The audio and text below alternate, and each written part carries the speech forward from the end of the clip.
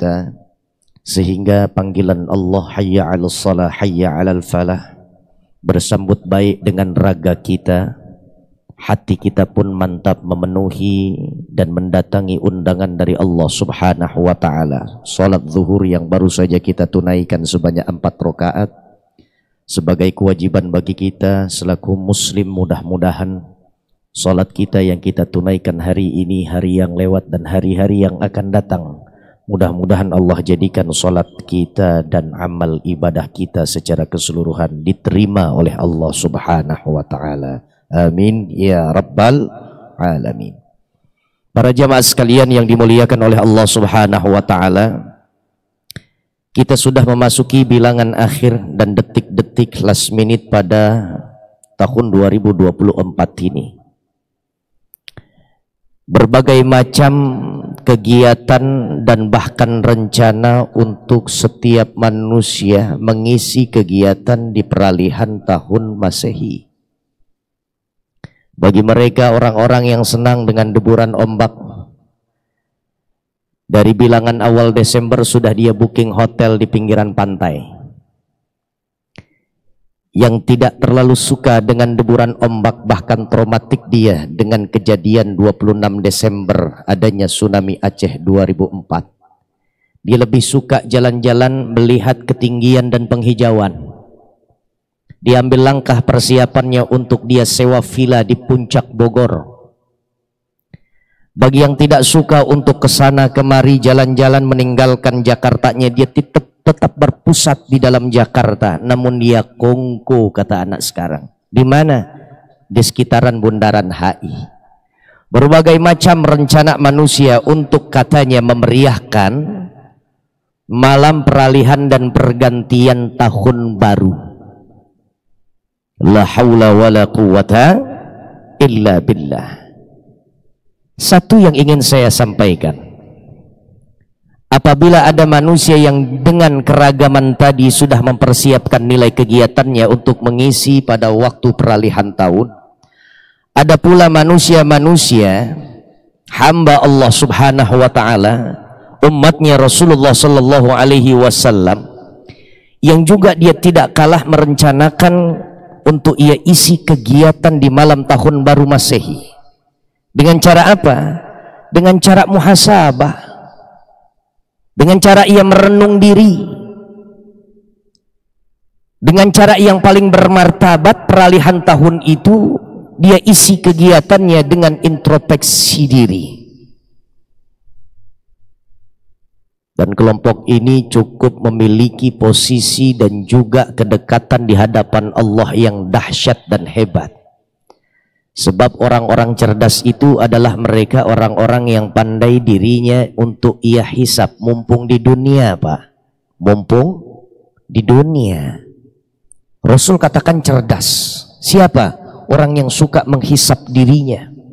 Al-kayyisu mandana nafsahu wa amila lima ba'dal maut. Nabi punya versi orang cerdas itu bukan mereka orang-orang yang selesai S1 kemudian lanjut S2. S2 usai, dia sempurnakan sampai S yang selanjutnya. Program doktoral diambil. Selesai program doktoral masih kurang puas juga. Dia ingin sematkan di hadapan namanya, sebelum orang menyebutkan namanya ada PROF dulu disebut oleh lisan-lisan orang yang ingin menyebut namanya. Prof. Apakah lantas kemudian dinyatakan oleh Rasul dia orang cerdas, orang pintar, orang yang cendekiawan muslim sejati? Tidak. Hanya 2 indikatornya orang cerdas dikatakan oleh Rasulullah sallallahu alaihi wasallam. Bukan mereka yang punya kursi empuk di kantornya, bukan juga orang yang hebat pangkat dan jabatannya. Orang yang pandai menurut Rasul itu yang pertama adalah orang yang senantiasa muhasabah dirinya. Saat ada di hadapan cermin dan kacanya, yang dia akan benahi bukan tampilan luar saja, outfit kata anak sekarang. Yang dia pandang, dia hukumi, kemudian ingin ia benahi adalah tatanan hatinya. Dari cermin ia terobos ke dalam dadanya sampai pada lubuk yang paling akhir, lapisan yang paling di bawah daripada hatinya. Disitulah tempat kejujuran manusia yang tidak akan pernah didustai. Dia lihat bagaimana tatanan hatiku, masihkah ada kekumuhan di dalam batinku, adakah virus-virus yang bersarang di dalam hatiku. Indah ini manusia. Sebab apabila kita saat sudah masuk pada peralihan tahun, lalu kemudian pesta pora kita, sampai kita khawatirkan lalai dan lengahnya kita dari zikir kepada Allah Subhanahu wa ta'ala,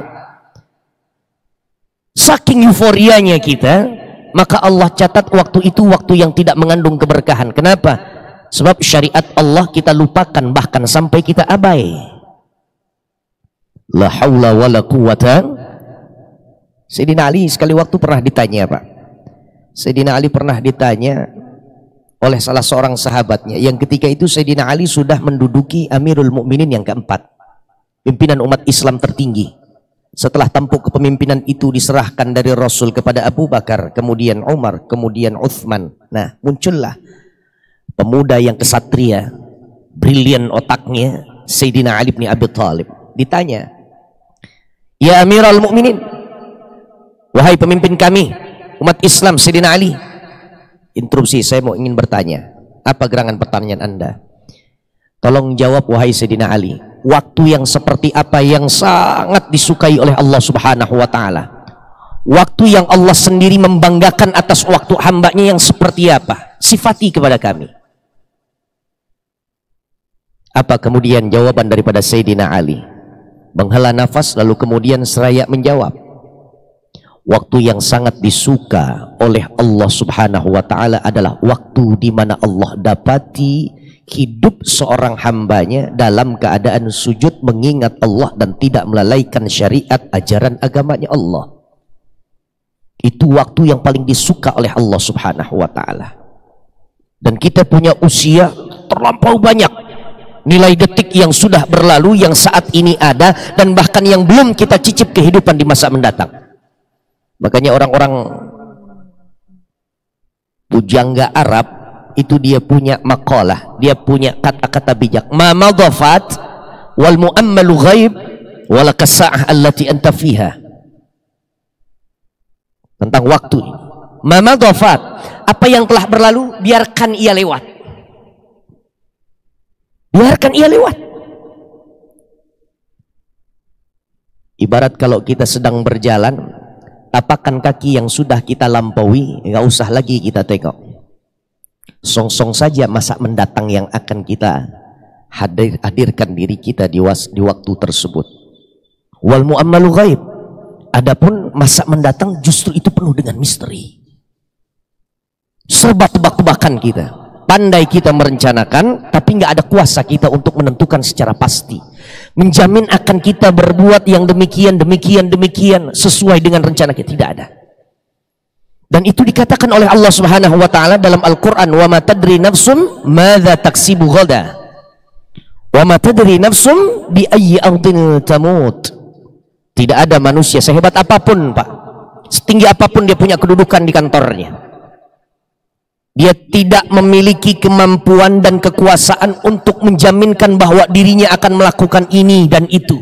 Besok saya sarapan dengan menu ini, saya makan siang di restoran ini, saya makan malam bersama keluarga saya dengan menu ini. Tidak ada yang mampu menjamin secara pasti apa yang akan ia lakukan di masa mendatang.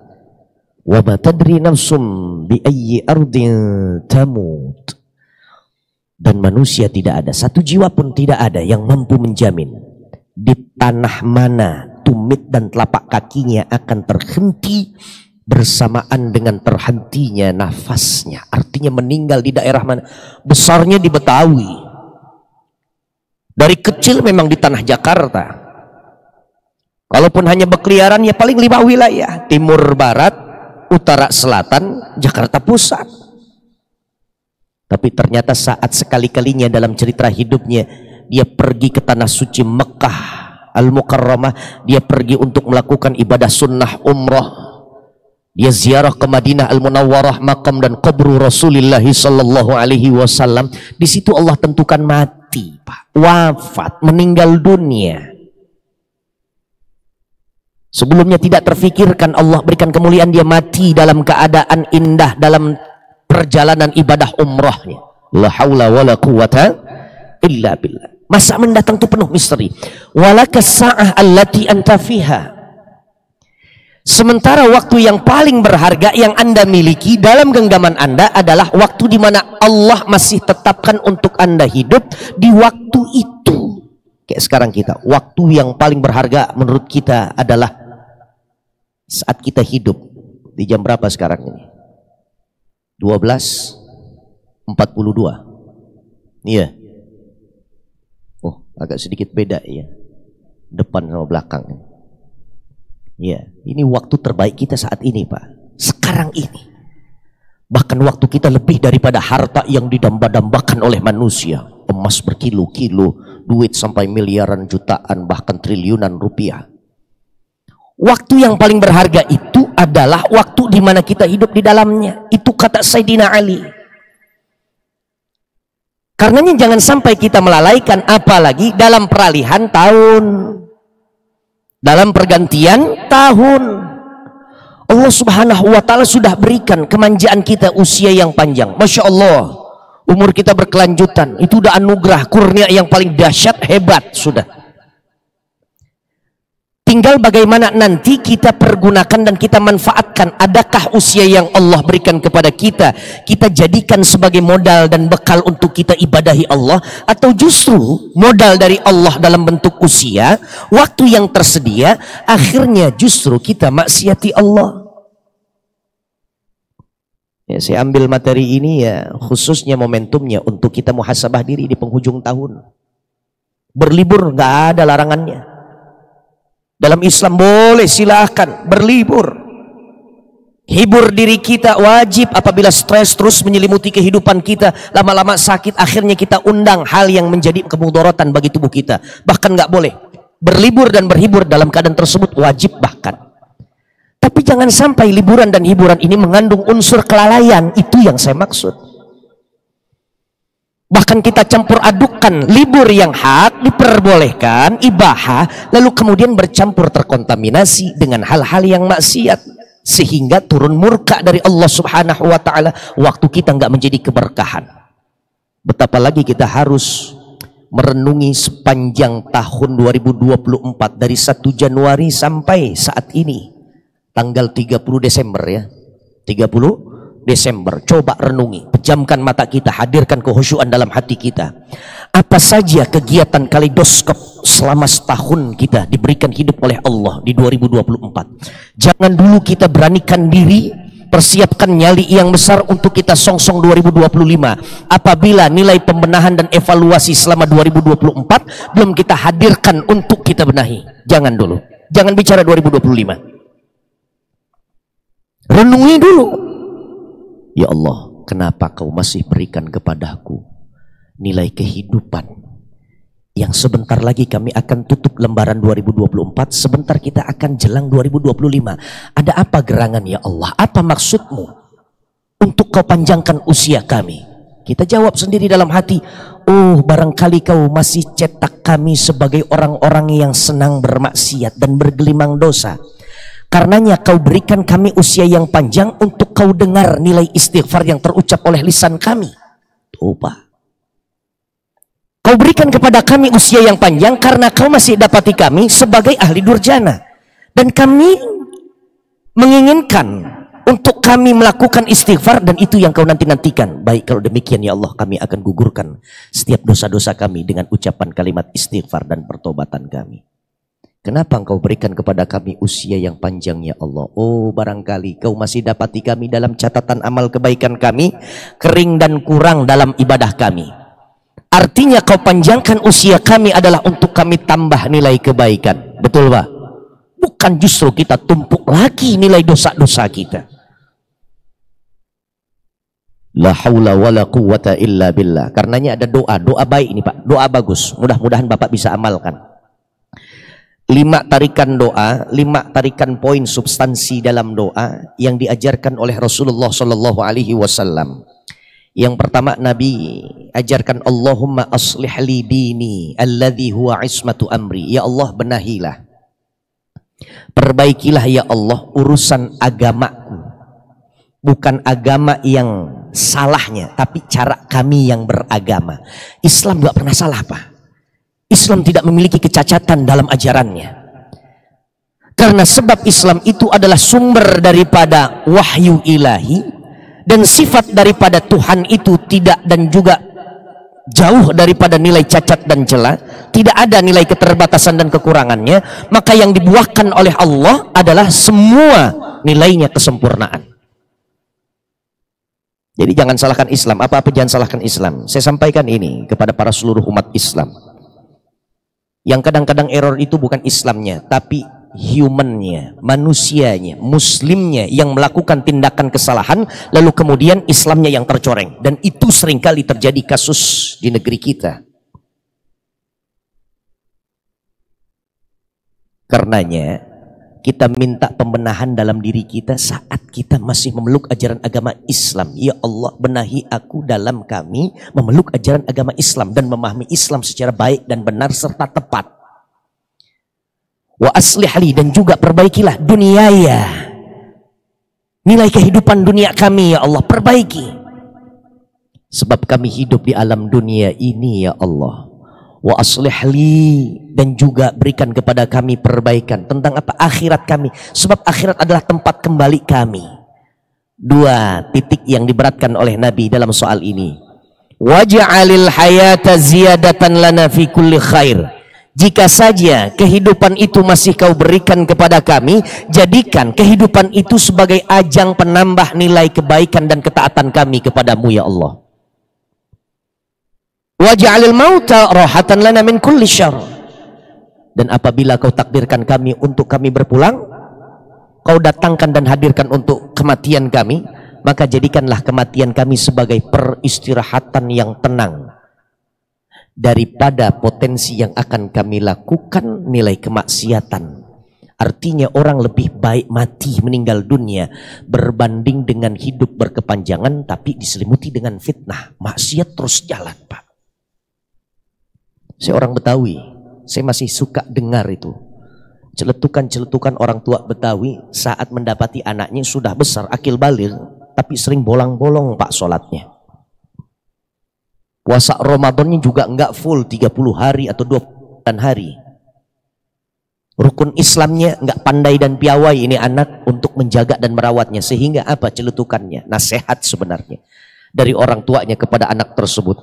Ya Allah Neng, kalau emak tahu lo sampai begini gedenya masih suka ninggalin sholat, enggak mau puasa Ramadan, mendingan lo mati dari kecil. Begitu Pak omongannya. Mendingan mati dari kecil. Kenapa demikian? Mati saat sebelum akil baligh, maka itu tabungan untuk orang tuanya. Tidak dihisap satupun, masih di bawah usia. Batita, balita, belum akil baligh. Tapi sudah akil baligh, maka mukallaf dia. Apa arti mukallaf? Terbebani dengan syariat Islam dan ketentuan-ketentuan dalam ajaran agama Islam. Dan dia akan mempertanggungjawabkan semua apa yang ia lakukan, ucap sikap, perbuatannya, waktunya. Nanti di hadapan Allah akan dilontarkan pertanyaan demi pertanyaan oleh Allah. La haula wa la quwata illa billah. Ayo coba. Yang kurang dan kering dari amal kita 2024, tancapkan, agendakan, schedulekan. Untuk tahun 2025, nilai kekurangan itu harus saya tambah. Jangan ada lagi perbuatan yang seperti ini pernah dilakukan olehku 2024, 2025, nggak ada lagi. Kegiatan-kegiatan yang sifatnya adalah sia-sia, anfaedah, tidak ada manfaatnya. La haula wa la quwata illa billah. Sejenak loh Pak, hidup kita sejenak. Nabi yang sudah memperkirakan usia umatku ya 60-70 tahun. Bahkan Nabi Allah Nuh, usianya 950 tahun. Sekali waktu dipanggil malaikat Israel oleh Allah. Malaikat Israel, sini kamu, turun ke bawah. Tanyakan kepada hambaku yang soleh yang bernama Nuh, bagaimana pendapatnya tentang arti kehidupan. Sebab sampai saat ini usianya sudah 950 tahun. Istimewa saya berikan usia 950 tahun. Tanya kepada dirinya. Begitu turun malaikat Israel, kemudian langsung menyerupai seorang manusia, kirimkan salam di hadapan Nuh. Nuh menjawab, lalu kemudian bertanya kembali, wahai Nuh, Saya ingin bertanya, apa gerangan yang ingin kau tanyakan wahai Israel? Kaifa ra'aital hayat? Apa pandanganmu terhadap kehidupan? Sebab engkau adalah manusia yang dipanjangkan usianya oleh Allah 950 tahun. Ra'aitul hayata kadarin laha babani. Bagiku kehidupan itu sangatlah singkat, bagaikan satu bangunan yang memiliki dua pintu, pintu depan, pintu belakang. Dakhaltu min ahadihima thumma kharajtu minal akhar. Aku masuki pintu yang pertama, pintu depannya. Kemudian tidak lama berselang, tidak selonjoran, tidak senderan, tidak seduh kopi dulu bahasa kita, tidak ambil waktu untuk cooling down sebentar. Thumma kharajtu minal akhar. Kemudian saya ambil arah untuk saya keluar lewat pintu belakang.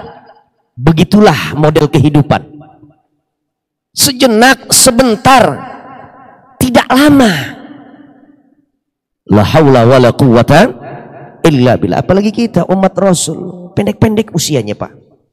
Meskipun ada yang sampai 100 tahun, tapi bisa dihitung dengan jari.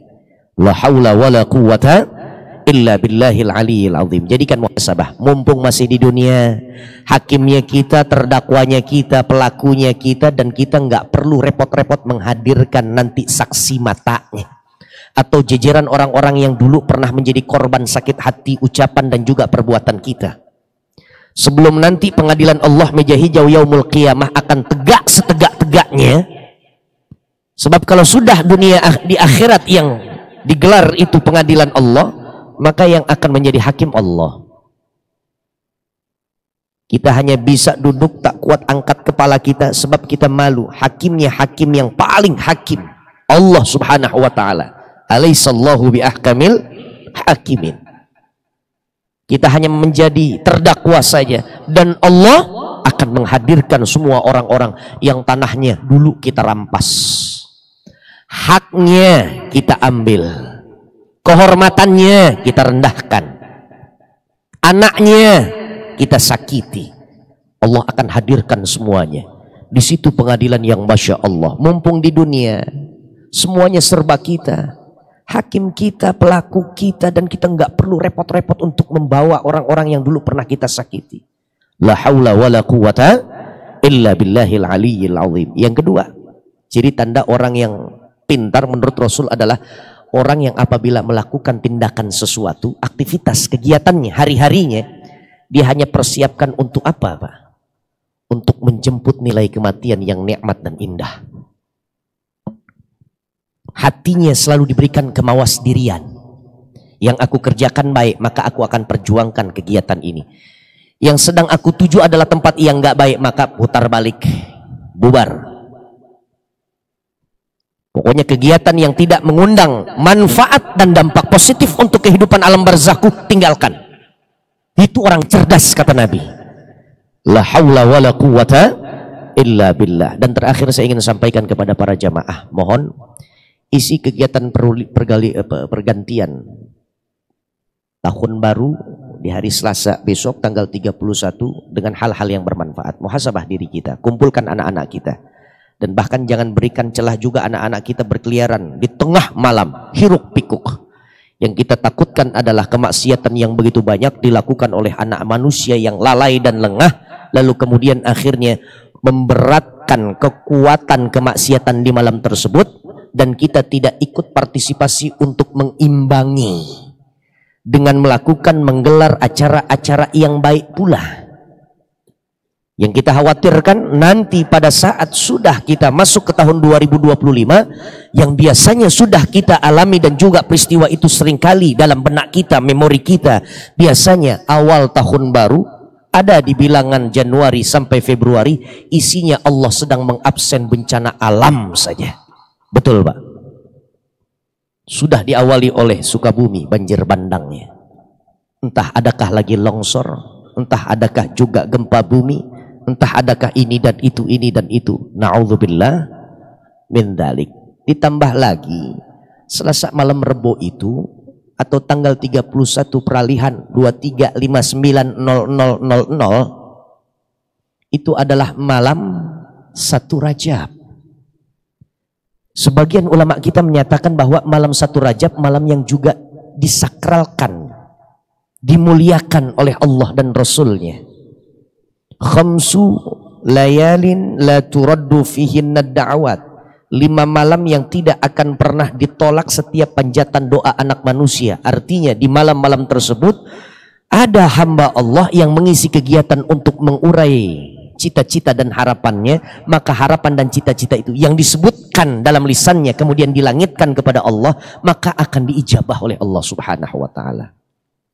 Dari 5 malam, menduduki malam yang pertama adalah awwalu lailati Rajab, malam pertama bulan Rajab.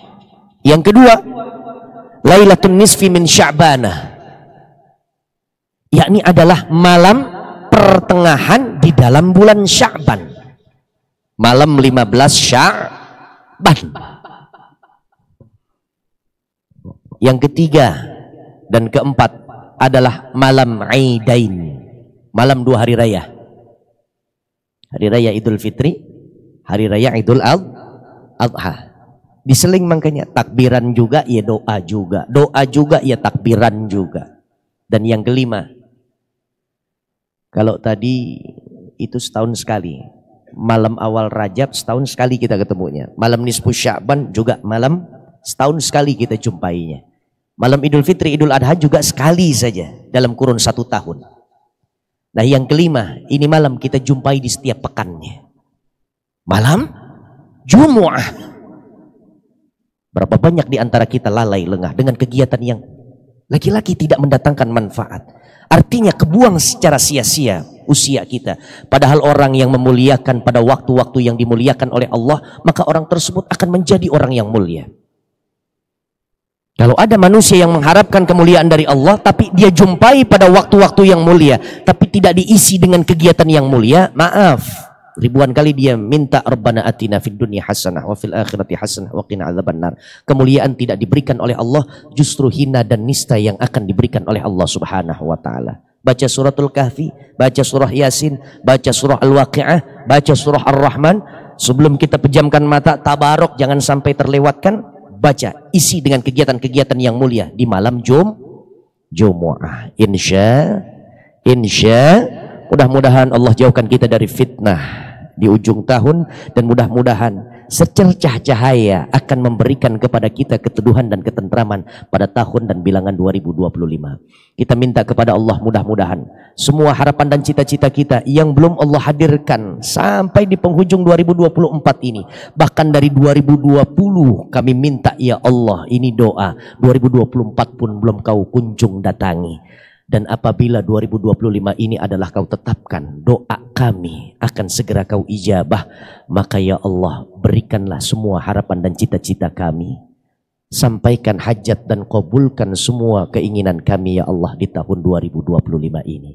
Sehatkan keluarga kami ya Allah, luaskan rezeki kami ya Allah, dan jadikanlah kami, istri kami, keluarga besar kami, orang-orang pilihan Engkau ya Allah, yang nantinya Engkau akan berikan tambahan nasib di negeri akhirat. Bukan hanya di dunia kami bersatu di dalam sakinah mawaddah warahmah, insya Allah di negeri akhirat kami Kau satu padukan kami di dalam ruang manja penuh dengan kenikmatan yang bernama syurgamu. Ala hadhihi niyah wa ala kulli niyatin salihah wa ila hadratin Nabi Mustafa Rasulullah sallallahu alaihi wasallam. Al-Fatihah. A'udzu billahi minasy syaithanir rajim. Bismillahirrahmanirrahim. Alhamdulillahi rabbil alamin arrahmanir rahim maliki yaumiddin. Iyyaka na'budu wa iyyaka nasta'in. Ihdinas siratal mustaqim. صراط الذين أنعمت عليهم غير المغضوب عليهم ولا الضالين آمين يا مجيب السائلين. بسم الله الرحمن الرحيم. اللهم صل على سيدنا محمد وعلى آل سيدنا محمد. اللهم إنا نستودعك ما علمتناه وما حفظناه وما قرأناه فاردده إلينا عند حاجاتنا إليه. اللهم أصلح لنا ديننا الذي هو عصمة أمرنا، وأصلح لنا دنيانا التي فيها معاشنا، وأصلح لنا آخرتنا التي إليها معادنا، واجعل الحياة زيادة لنا في كل خير، واجعل الموت راحة لنا من كل شر. ربنا آتنا في الدنيا حسنة وفي الآخرة حسنة وقنا عذاب النار. وصلى الله على سيدنا محمد وعلى آل سيدنا محمد والحمد لله رب العالمين. ثم السلام عليكم ورحمة الله وبركاته.